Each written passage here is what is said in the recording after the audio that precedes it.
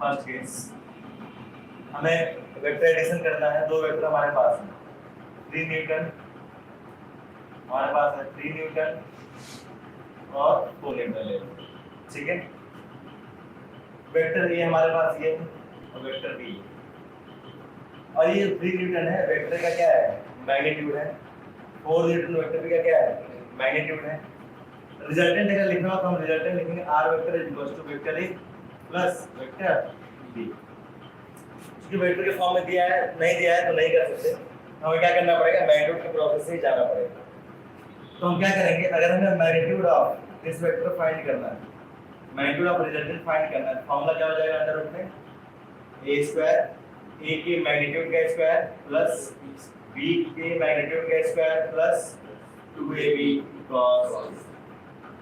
अभी value last में put किया जाएगा, जहां पर दोनों वेक्टर के बीच का एंगल कितना है, थीटा कितना है, 3 न्यूटन और 4 न्यूटन के बीच का एंगल कितना है, थीटा कितना है, एंगल कितना है। जैसे अगर दो वेक्टर ऐसे होते तो थीटा कितना बोलते, 90 बोलते। अगर दोनों दूसरे के पैरेलल थीटा कितना हो जाएगा, 0।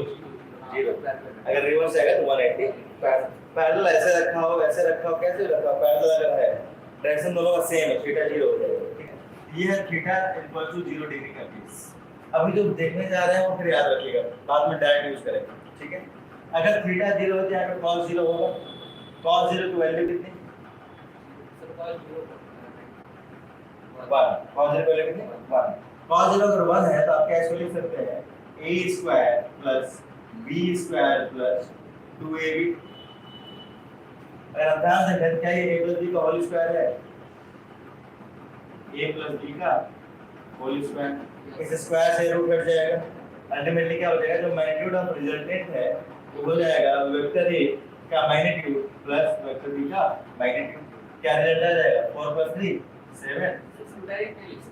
इसको डायरेक्ट जैसे थीटा 0 होगा तो आप रिजल्टेंट के डायरेक्ट यूज कर सकते हैं।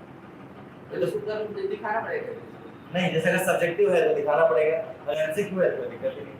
Right sir. हां, अगर एमसीक्यू है और थीटा को 0 दिख रहा है, डाटा ऐड करिए, मार्क करिए। दोनों मेथड वैसे करेंगे, हां, तो एंगल जैसे ये ट्रायंगल और है पैरेलल, दोनों सेम है, दोनों सेम, रिजल्टेंट दोनों में सेम रहेगा, कुछ नहीं बदलेगा, ठीक है ना। इसीलिए तो थीटा इक्वल टू अगर 0 है, दो वेक्टर्स के बीच का एंगल अगर 0 है तो रिजल्टेंट दोनों वेक्टर के मैग्नीट्यूड का समेशन होता है। तो रिजल्टेंट का जो मैग्नीट्यूड होगा, रिजल्टेंट का जो मैग्नीट्यूड होगा, दोनों वेक्टर के मैग्नीट्यूड का समेशन होता है, ठीक। अब अगर थीटा थीटा अगर 90 डिग्री लिया जाए, 90 डिग्री मतलब कुछ ऐसा, ये हमारे पास है 3 न्यूटन वेक्टर है, ये हमारे पास है 4 न्यूटन वेक्टर बी। इनका रिजल्टेंट के बारे में बात किया जाए तो रिजल्टेंट का फॉर्मूला क्या होगा, r magnitude of r under root में। देखिए जब भी मैग्नीट्यूड के फॉर्म में दिया है आपको यही अप्लाई करना पड़ेगा, वेक्टर के फॉर्म में दिया हो तो डायरेक्ट मैच करें। तो फॉर्मूला क्या है sir, a square plus b square plus 2ab cos theta.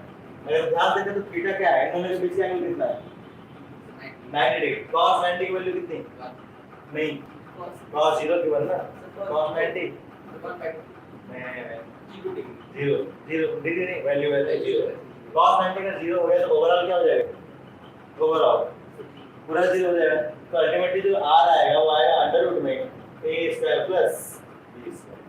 बस वैल्यू पुट कर देना है यहां पे, तो ये हो जाएगा under root 3 4 square 16 3 square 9, answer आ जाएगा अंडर रूट 25 माइनस आंसर 5। कोई दिक्कत, तभी 0 पर था 90 पर है।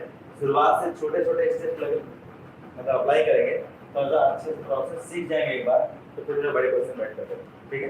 इनको इसमें कोई दिक्कत नहीं है, ये याद नहीं है, रिजल्ट पे आता है ये